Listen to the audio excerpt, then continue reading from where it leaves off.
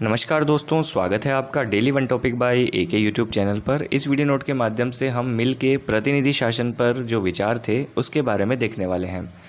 Video पर नए हैं, चैनल को सब्सक्राइब कर लीजिए, बेल आइकन प्रेस कर लीजिए, टेलीग्राम चैनल का लिंक डिस्क्रिप्शन में उसे ज्वाइन कर लीजिए और तमाम प्लेलिस्ट जो आपके काम आ सकती हैं उनके लिंक भी डिस्क्रिप्शन में दे दिए गए हैं। देखिए दोस्तों, मिल के प्रतिनिधि शासन के अंतर्गत हम देखेंगे कि J.S. मिल, जॉन स्टुअर्ट मिल का ये मानना था कि वर्तमान में राज्यों का आकार बहुत बड़ा होता जा रहा है। बिल्कुल है, और जनसंख्या भी निरंतर बढ़ रही है। जब राज्यों का आकार बढ़ रहा है और जनसंख्या, वहाँ पर रहने वाले लोगों की जनसंख्या यदि बढ़ती जा रही है, तो ऐसे में वो कह रहे हैं कि प्रत्यक्ष लोकतंत्र वहाँ पर संभव नहीं है। मिल ये कह रहे थे कि वर्तमान स्थिति में राज्यों का आकार बढ़ रहा है, जनसंख्या बढ़ रही है, तो प्रत्यक्ष लोकतंत्र वहाँ पर संभव नहीं है। तो लोकतांत्रिक व्यवस्था केवल और केवल प्रतिनिधि शासन यानी प्रतिनिधि लोकतंत्र के रूप में ही कायम रह सकती है, बनी रह सकती है। प्रत्यक्ष लोकतंत्र यहाँ पर संभव नहीं है, कारण राज्यों का आकार और जनसंख्या का निरंतर बढ़ते जाना, बहुत बड़े स्तर पर हो जाना। ठीक है, तो इस स्थिति में मिल क्या कहते हैं कि केवल क्या उपाय है हमारे पास में, प्रतिनिधि लोकतंत्र यानी प्रतिनिधि शासन के रूप में ही हम लोकतंत्र को कायम रख सकते हैं, इस लोकतांत्रिक व्यवस्था को कायम रख सकते हैं। यहाँ तक क्लियर है। इसलिए लोकतंत्र पर लिखी गई मिल की जो पुस्तक है वो है रिप्रेजेंटेटिव गवर्नमेंट या प्रतिनिधि शासन। सबसे पहले तो आप ये समझ लीजिएगा कि मिल की किताब है रिप्रेजेंटेटिव गवर्नमेंट, या जिसे हिंदी में कहेंगे प्रतिनिधि शासन। ये जो पुस्तक है इसके अंतर्गत लोकतंत्र के ऊपर अपने विचार मिलने दिए हैं, और यहीं पर इनके प्रतिनिधि शासन संबंधित विचार भी मिलते हैं। कौन सी पुस्तक में? Representative government, J.S. मिल की पुस्तक है। यहाँ तक कोई दिक्कत है? नहीं है। चलिए आगे चलते हैं। देखिए दोस्तों, जब मिल ने अपनी ये बातचीत करी, प्रतिनिधि शासन क्यों आवश्यक है, प्रतिनिधि लोकतंत्र क्यों आवश्यक है, प्रत्यक्ष लोकतंत्र नहीं रह सकता इतने बड़े क्षेत्र पर, तो वो ये भी कहते हैं कि प्रतिनिधि शासन वह व्यवस्था है जिसमें संपूर्ण जन समुदाय या उसका अधिकांश भाग अपने निर्वाचित प्रतिनिधियों के द्वारा अंतिम नियंत्रण शक्ति का प्रयोग करता है। प्रतिनिधि शासन के अंतर्गत मिल कहते हैं कि यह वह व्यवस्था है जिसमें संपूर्ण जन समुदाय या उसका अधिकांश भाग अपने निर्वाचित प्रतिनिधियों के द्वारा अंतिम नियंत्रण शक्ति का प्रयोग करता है। कौन करेगा? निर्वाचित प्रतिनिधियों के द्वारा संपूर्ण जन समुदाय अपनी नियंत्रण शक्ति का प्रयोग करेगा। किस शासन के अंतर्गत? प्रतिनिधि शासन के अंतर्गत। ये मिल का प्रतिनिधि शासन के बारे में विचार है। क्लियर है यहाँ तक? फिर से एक बार इसको देख लीजिएगा, वीडियो को रोककर इसको एक बार फिर से रीडिंग लगा लीजिए। ठीक है, अब चलिए आगे चलते हैं। इस प्रकार मिल की जो प्रतिनिधि शासन प्रणाली है, इसके 3 तत्व उभरकर सामने आते हैं। कौन कौन से? संपूर्ण या अधिकांश लोगों का सहयोग। ठीक है साहब। संपूर्ण या अधिकांश लोगों के हाथ में नियंत्रण, ये भी ठीक है। शक्ति और प्रतिनिधियों का नियतकालिक चुनाव होना। देखो, प्रतिनिधि शासन की हमने जब बात देखी, हमने जब ये पीछे वाला सेंटेंस देखा था, इसमें हम ये देखेंगे कि मिल के जो प्रतिनिधि शासन संबंधित विचार है, प्रणाली है, इसमें 3 तत्व निकलकर सामने आते हैं। पहला ये है कि संपूर्ण या अधिकांश लोगों का सहयोग होना चाहिए। देखो, संपूर्ण जन समुदाय की बात इसमें की गई है। दूसरा, संपूर्ण या अधिकांश लोगों के हाथ में नियंत्रण होना चाहिए, नियंत्रण की बात की गई है। तीसरा, इसके अंतर जो निर्वाचित प्रतिनिधि हैं, इनके लिए शक्ति और प्रतिनिधियों का नियतकालिक चुनाव की व्यवस्था भी होनी चाहिए। ये मिल की प्रतिनिधि शासन में 3 महत्वपूर्ण तत्व उभरकर सामने आते हैं। क्लियर हो गई? किसी भी प्रकार की कोई भी झंझट वाली बात अब तक हमने आपको नहीं बताई है। हमारे वीडियो नोट में आपको यही मिलेगा, सरल भाषा, बिल्कुल सरल तरीके से। जब आप इनको 2-3 बार देख लेंगे वीडियोज़ को, तो आपको काफ़ी कॉन्फिडेंस आ जाएगा। नेक्स्ट देखिए, 3 तत्व हमने समझ लिए। प्रतिनिधि सभा को मिल द्विसदनात्मक बनाने के पक्ष में है कि 2 सदन होने चाहिए। क्यों? क्योंकि मिल का ये विचार था कि जब 2 सदन होंगे तो उच्च सदन निम्न सदन की निरंकुशता को कम करेगा, और ये आवश्यक है, और ये आवश्यक है कि 2 सदन हो, उच्च सदन निम्न सदन की निरंकुशता को कम भी करे, और ये भी आवश्यक है, ये कहते हैं कि एक सदन जो है वो लोगों का प्रतिनिधि सदन हो, और दूसरा सदन राजनीतिज्ञों और ऐसे व्यक्तियों का सदन हो जिन्होंने प्रशासक की और राजनीतिक क्षेत्रों में महत्वपूर्ण काम किए हों। देखो यहाँ पे द्विसदनीय की मांग कर रहे हैं मिल, प्रतिनिधि सभा को द्विसदन में बता रहे हैं। एक तो कंट्रोल रहेगा उच्च सदन का निम्न सदन पर, तो मतलब निरंकुशता वाला भाव समाप्त हो जाएगा। दूसरा ये कह रहे हैं एक सदन तो वो होना चाहिए जो लोगों का प्रतिनिधि करे, और दूसरा सदन वो होना चाहिए जो राजनीतिज्ञ और ऐसे व्यक्तियों का हो जिन्होंने प्रशासक और राजनीतिक क्षेत्र में अपना एक्सपीरियंस लिया हो।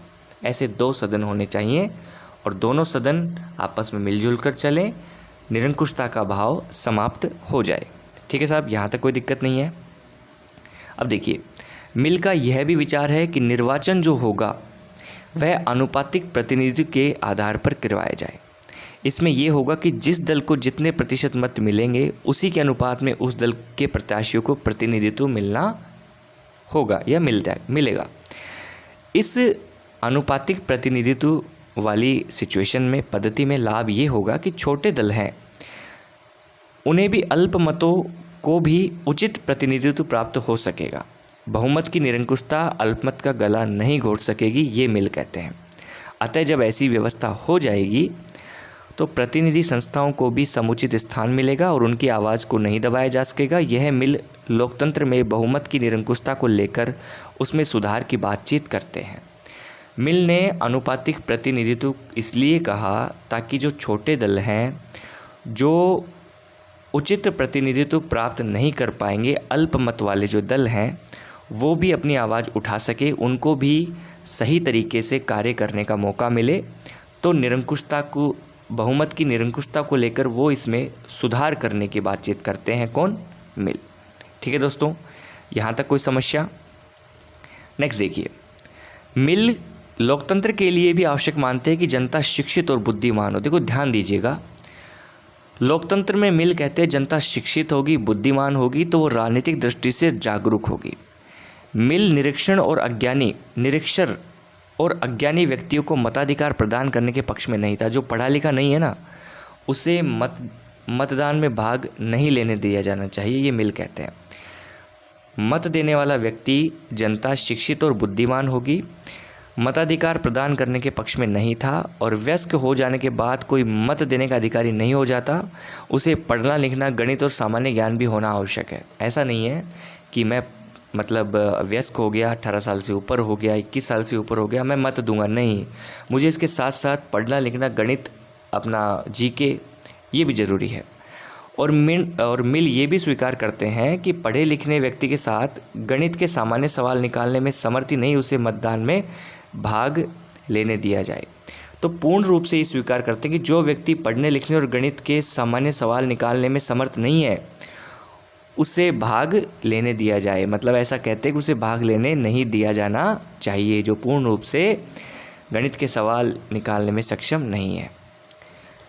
मिल तो शैक्षणिक योग्यता में यह तक कह देते हैं कि लिखने पढ़ने और साधारण गणित के ज्ञान के अलावा मतदाता को भूगोल, इतिहास और राजनीति का भी थोड़ा बहुत ज्ञान आवश्यक है। शैक्षणिक योग्यता के अतिरिक्त मिल मतदाता के लिए संपत्ति संबंधी योग्यता भी आवश्यक मानते हैं। यहाँ ध्यान दीजिएगा कि जिसके पास जितनी अधिक संपत्ति होगी वो उतना ही अधिक उत्तरदायित्व तरीके से, भावना से कार्य करेगा। जिसके पास संपत्ति नहीं होगी वो उत्तरदायित्व अदा नहीं कर पाएगा, और नए कर देने वालों की अपेक्षा कर देने वाला अधिक बुद्धिमान होता है। अतः मिल संपत्ति रखने वाले तथा कर देने वाले व्यक्तियों तक ही वोट का अधिकार सीमित रखना चाहते हैं। इस चीज़ को ध्यान में रख लीजिएगा, इस लास्ट लाइन को ध्यान में रख लीजिएगा कि मिल संपत्ति रखने वाले और अधिक संपत्ति रखने वाले तथा कर देने वाले व्यक्तियों तक ही वोट का अधिकार सीमित रखना चाहता था। अभी देखिए वर्तमान में जो चल रहा है वो चल रहा है गुप्त मतदान प्रणाली अपने देश में, लेकिन मिल कहते हैं कि मतदान खुला मतदान होना चाहिए। गुप्त मतदान से मतदाता आसानी से धोखा दे देता है, अपने वचन का पालन नहीं करता और किसी भी तरह से व्यक्तियों के प्रभाव में आकर उनके पक्ष में वोट डाल देता है। इसलिए इस प्रणाली में भ्रष्टाचार, प्रलोभन जैसे को प्रोत्साहन मिलता है।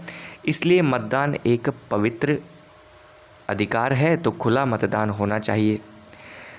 खुले मतदान में क्या होगा कि व्यक्ति सबके सामने जाएगा, वो समाज का अपना ध्यान रखेगा कि मैं किस हिसाब से कैसे व्यक्ति को वोट दे रहा हूँ। गुप्त मतदान में वो पैसे लेके भी वोट डाल देगा, भ्रष्टाचार करके वोट डाल देगा, लेकिन खुले मतदान में लोग उसे देखेंगे कि तू किस टाइप के व्यक्ति को वोट दे रहा है ना। मिल संख्या के आधार पर मत के अधिकार को लोकतंत्र का एक बहुत बड़ा दोष मानता है। उसे झूठा लोकतंत्र भी कहता है, जबकि सच्चा लोकतंत्र की इस दुर्बलता को दूर करने के लिए मिल बहुल मतदान की अवधारणा की तरफदारी करता है। किसकी अवधारणा की तरफदारी करता है? मिल बहुल मतदान की अवधारणा की तरफदारी करता है। बहुल मतदान के अनुसार मूर्ख और अशिक्षित व्यक्तियों की तुलना में शिक्षित और बुद्धिमान व्यक्तियों को अधिक संख्या यानी बहुल मतदान मत प्रदान करने का अधिकार प्राप्त होना चाहिए। और यहाँ तक भी कहा कि जिसके पास अधिक संपत्ति हो उसे भी बहुल मत का अधिकार देना चाहिए, मतलब एक से ज़्यादा वोट वो कर सके। जो बुद्धिमान है, शिक्षित है, वो अशिक्षित व्यक्तियों के अलावा, जैसे उसको एक वोट मिल रहा है तो उसे एक से अधिक वोट डालने का अधिकार मिले, ताकि जो सरकार बने, जो राजा बने, जो शासक बने, वो बुद्धिमान व्यक्तियों के द्वारा चुना हुआ हो। इसलिए बहुल मतदान की बातचीत करते हैं।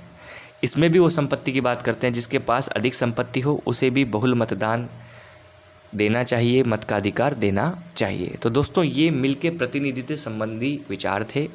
कल आपको जो वीडियो नोट मिलेगा वो मिल के ऊपर मिलेगा, वन लाइनर क्वेश्चंस पे। फिर आपका कार्ल मार्क्स शुरू है, और कार्ल मार्क्स खत्म होने के बाद आपके पाश्चात्य राजनीतिक विचारक इस चैनल पर हम कंप्लीट कर चुके होंगे। ठीक है दोस्तों, मिलते हैं नेक्स्ट वीडियो नोट में। आई होप आप अब तक बने होंगे। अच्छे कमेंट कीजिए, शेयर कीजिए, लाइक कीजिए, अपनी ज़िंदगी में खुश रहिए।